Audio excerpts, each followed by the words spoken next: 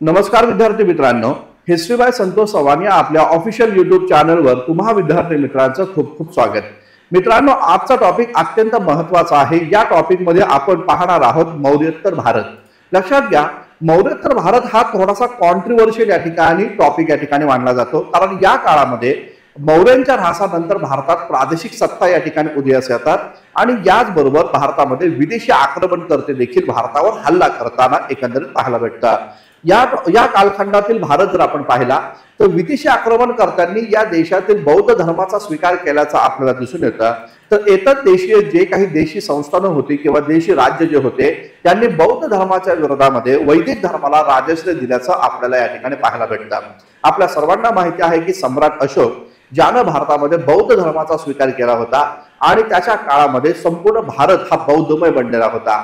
पाहायला असं भेटतं की अशोकवन नावाच्या ग्रंथाच्या आधारावर आपल्याला माहिती अशी मिळते की सम्राट अशोकानं भारतामध्ये सुमारे 84,000 बौद्ध स्तूपांची निर्मिती केली होती. तेच बौद्ध स्तूप तोडून टाकले गेले पुष्यमित्रा शुंगाच्या द्वारे. पुष्यमित्र शुंग कोण होता? तर पुष्यमित्र शुंग हा सम्राट अशोकाच्या राज्यातील शेवटचा जो वंशज होता सम्राट अशोकाचा, नाव त्याचं होतं बृहद्रथ.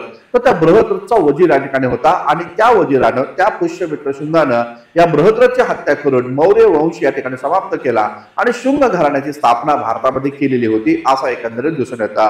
शुंग जे घराणं होतं हे स्वतःला वैदिक धर्माचं, ब्राह्मण धर्माचं संरक्षक या ठिकाणी मानत होतं आणि त्यांनी अशोकानं निर्माण केलेले भरपूर सारे स्तूप देखील उद्ध्वस्त करून भारतामध्ये पुन्हा एकदा वैदिक धर्माची स्थापना केलेली आहे असं एकंदरीत पाहायला भेटतं. तर या कालखंडावर आजच्या सेशन मध्ये आपण डिटेलपणे या ठिकाणी चर्चा करूया. आता पहा मित्रांनो, इथं आपल्याला पाहायला भेटतो या काळातला भारत.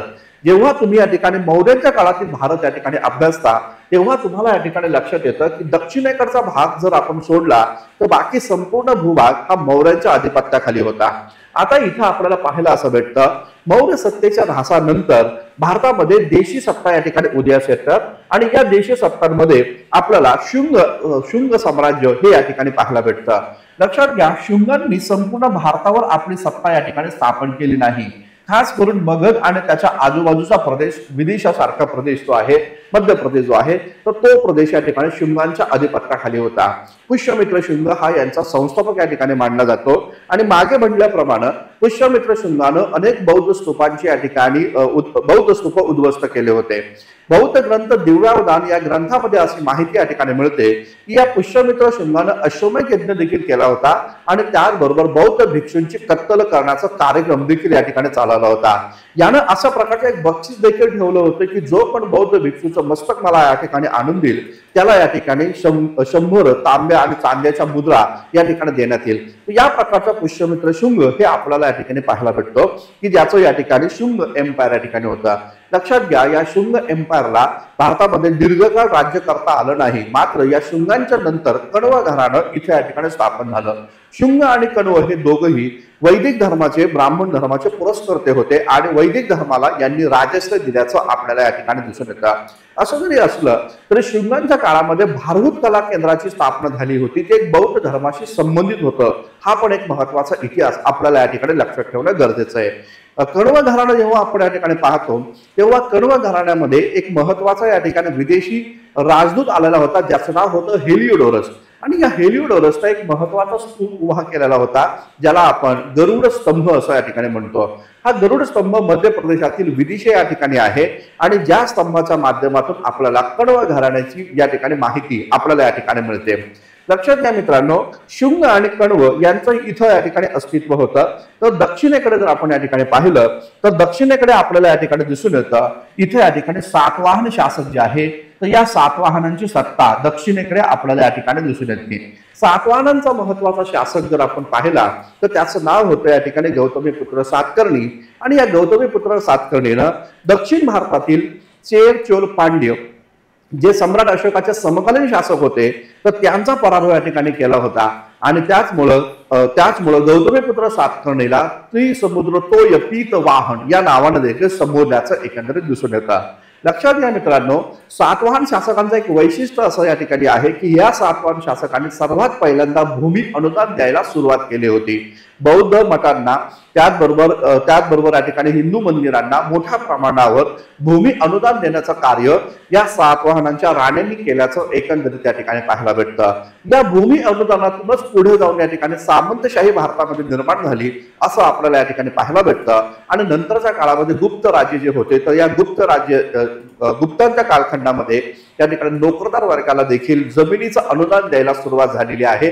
अशा प्रकारचा इतिहास आपल्याला या ठिकाणी पाहायला भेटतं. तर हे नीट समजून घ्या की या संपूर्ण काळामध्ये मौर्यांच्या ऱ्हासानंतर शुंग, कण्व आणि इकडं महाराष्ट्र, आंध्र आणि कर्नाटक या भागामध्ये सातवाहनांची सत्ता या ठिकाणी होती. हे या ठिकाणी लक्षात घ्या मित्रांनो. हा जो ओरिसा नावाचा जो प्रांत या ठिकाणी पाहायला मिळतो, सम्राट अशोकाच्या काळामध्ये या प्रांताला या ठिकाणी कलिंग असं म्हटलं जातं.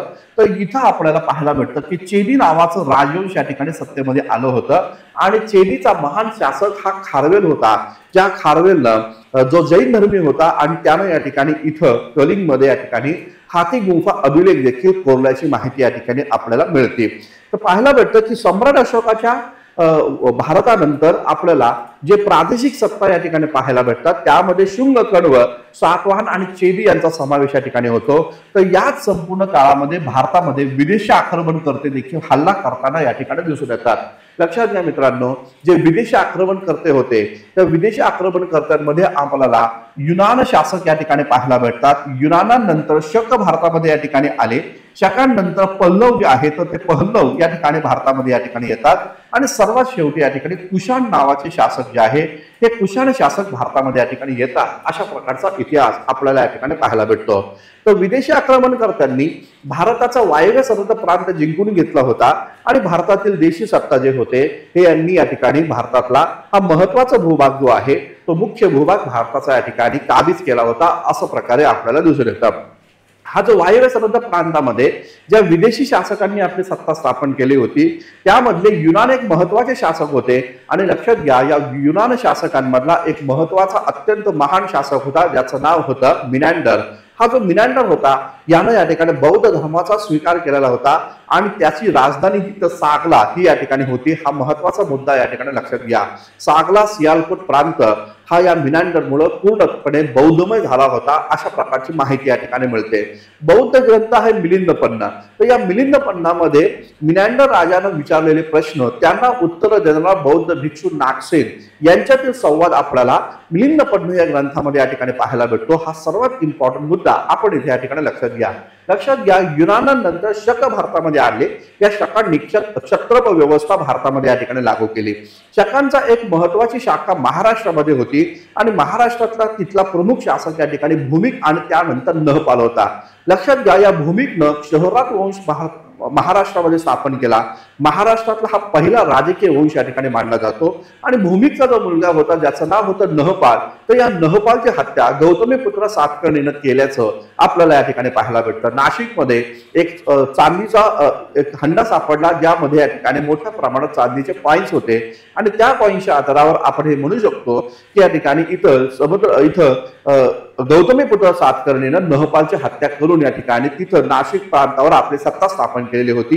या प्रकारचा इतिहास आपल्याला या ठिकाणी दिसून येतो. लक्षात घ्या मित्रांनो, शकांनंतर आपल्याला पहलव नावाचे शासक पाहायला भेटतात. त्या पहलवला या ठिकाणी पार्थियन पण म्हटलं जातं. पार्थियन मधला एक महान शासक होता ज्याचं नाव होतं गोंद फर्निस. लक्षात घ्या, हा गोंद फर्निस जो होता याच्या काळामध्ये सेंट थॉमस नावाचा एक महत्वाचा ख्रिस्ती धर्म प्रचारक भारतात आल्याचं आपल्याला या ठिकाणी पाहायला भेटतं. हा सेंट थॉमस जो होता या सेंट थॉमसला मोठ्या प्रमाणावर संरक्षण देण्याचं कार्य गोंद फर्निसनं केलं. आणि लक्षात घ्या, गोंद फर्निसच्या संरक्षणामुळेच हा जो सेंट थॉमस होता हा दक्षिणेकडे घेत जातो आणि दक्षिणेमध्ये मद्रास पर्यंत तो या ठिकाणी जातो आणि तिथं ख्रिश्चन धर्माचा मोठ्या प्रमाणात प्रचार प्रसार करतो असं एकंदरीत दिसतं. भारतीय लोकांनी या ख्रिश्चन मिशनऱ्याची हत्या या काळामध्ये केली होती म्यालपूर या ठिकाणी. लक्षात घ्या, म्यालपूर जे होतं तर त्या म्यालपूर या ठिकाणी सेंट थॉमसची हत्या इथे या ठिकाणी करण्यात आल्याचं एकंदरीत दिसून येतं. तर हा गोंद फर्निस देखील खूप इम्पॉर्टंट आहे, तो पण आपण या ठिकाणी लक्षात ठेवायचा. आणि सर्वात इम्पॉर्टंट आहे तो म्हणजे कुशाण शासक या ठिकाणी लक्षात घ्या. आता हे जे कुशाण शासक होता त्यातला एक महान शासक होता ज्याचं नाव होतं कनिष्क. या कनिष्क जेव्हा सिंहासनावर बसला तेव्हा 78 AD ला त्यानं या ठिकाणी शक संवत सुरू केलेला आहे असं एकंदरीत दिसून येतं. हा जो कुशाण शासक होता कनिष्क, त्याने देखील भारतातील बौद्ध धर्माचा स्वीकार केला आणि याच्या काळामध्ये मोठ्या प्रमाणावर मथुरा कला केंद्राचा विकास झाला होता. मथुरा कला केंद्राच्या माध्यमातून पाहायला भेटतं की भारतामध्ये हिनियन संप्रदाय जो आहे त्याची स्थापना या ठिकाणी झाली होती, ज्यामध्ये सिद्धार्थ गौतम बुद्धांची सर्वात प्राचीन मूर्ती आपल्याला या ठिकाणी पाहायला भेटते. लक्षात घ्या मित्रांनो, हे जे कुशाण शासक होते यांचं प्राचीन सिल्क रूटवर नियंत्रण होतं. हा सिल्क रूट चायनामधून निघत होता आणि भारतातल्या या प्रकारच्या हिंदुकुश पर्वतरांगांकडून तो या ठिकाणी भूमध्य समुद्रात आणि त्यानंतरच्या युरोपमध्ये या ठिकाणी तो जाऊन मिळत होता. तर या संपूर्ण भागातनं की जो सिल्क रूट होता त्या सिल्क रूटला संरक्षण पुरवण्याचं कार्य हे कुशाण शासकांनी त्यांच्या काळामध्ये केलं होतं, अशा प्रकारची माहिती आपल्याला या ठिकाणी मिळते. लक्षात घ्या, कुशाण शासकांनी सिल्क रूटचं संरक्षण केल्यामुळेच त्यांना मोठ्या प्रमाणावर संपत्ती या ठिकाणी मिळाली, मोठ्या प्रमाणात त्यांना लॉयल्टी मिळाली आणि त्याच लॉयल्टीवरनं या कुशाण शासकांनी भारतामध्ये सर्वात पहिल्यांदा सोन्याचे कॉइन्स काढलेले आहेत असं एकंदरीत या ठिकाणी दिसतं. लक्षात घ्या, या कनिष्क राजाचं राज्य हे बामियाना पर्यंत होतं, हे अफगाणिस्तान पर्यंत होतं आणि यानं 154 फुटांच्या बुद्धाच्या मूर्त्या संपूर्ण डोंगर पोखरून निर्माण केलेल्या होत्या, अशा प्रकारची माहिती आपल्याला या ठिकाणी मिळते.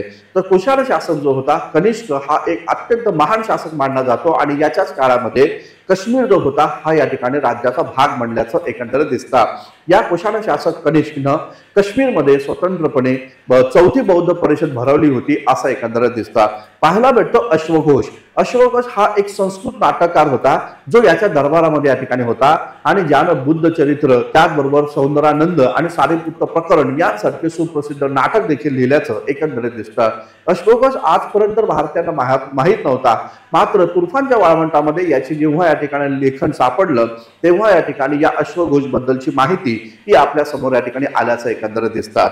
तर सांगण्याचं तात्पर्य हे आहे की मौर्योत्तर भारताची एक रूपरेखा समजून घेत असताना आपल्याला दिसून येतं की सम्राट अशोकानं जे काही राज्य निर्माण केलं होतं ते त्याच्या उत्तराधिकाऱ्यांना सांभाळता आलं नाही आणि त्यानंतर शुंग, कण्व, त्याचबरोबर सातवाहन आणि चेदी यांसारखे भारतीय शासक किंवा भारतीय घराणी, राजघराणी इथं निर्माण झाली आणि यांनी या काळामध्ये वैदिक आणि ब्राह्मण धर्माला मोठ्या प्रमाणात राजश्री दिला. असं जरी असलं तरी याच काळामध्ये मोठ्या प्रमाणात कला केंद्र, बौद्ध कला केंद्राची निर्मिती झाली. शुंगांच्या काळामध्ये भारभूत कला केंद्र निर्माण झालं, तर सातवाहनांच्या काळामध्ये नागार्जुनकोंडा कला केंद्र आणि अमरावती कला केंद्राची निर्मिती झाली. कुशाणाच्या काळामध्ये मथुरा कला केंद्र, तर युनानांच्या काळामध्ये गांधार कला केंद्र या ठिकाणी निर्माण झाल्याचं आपल्याला या ठिकाणी पाहायला भेटतं. तर हा जो कालखंड होता भारतामध्ये एक राजकीय अस्मिता निर्माण करणारा कालखंड होता आणि त्याचबरोबर भारतामध्ये मोठ्या प्रमाणावर कला स्थापत्याची निर्मिती करणारा देखील हा कालखंड या ठिकाणी मानला जातो. या कालखंडानंतर थेट स्वरूपात आपल्याला इसवी सनाच्या 3ऱ्या शतकामध्ये खास करून या ठिकाणी गुप्त शासक या ठिकाणी पाहायला भेटतात, ज्या गुप्त शासकाने सुमारे 200 ते 400 वर्ष या ठिकाणी राज्य केल्याची माहिती आपल्याला या ठिकाणी मिळते. तर या प्रकारे मौर्योत्तर भारत या ठिकाणी अभ्यासत असताना हे सगळे महत्वाचे घटक आपल्याला या ठिकाणी अभ्यासणं खूप जास्त गरजेचं आहे, हे या ठिकाणी लक्षात घ्या. आता पहा मित्रांनो, एक महत्वाची इन्फॉर्मेशन तुम्हाला या ठिकाणी देतोय की आपण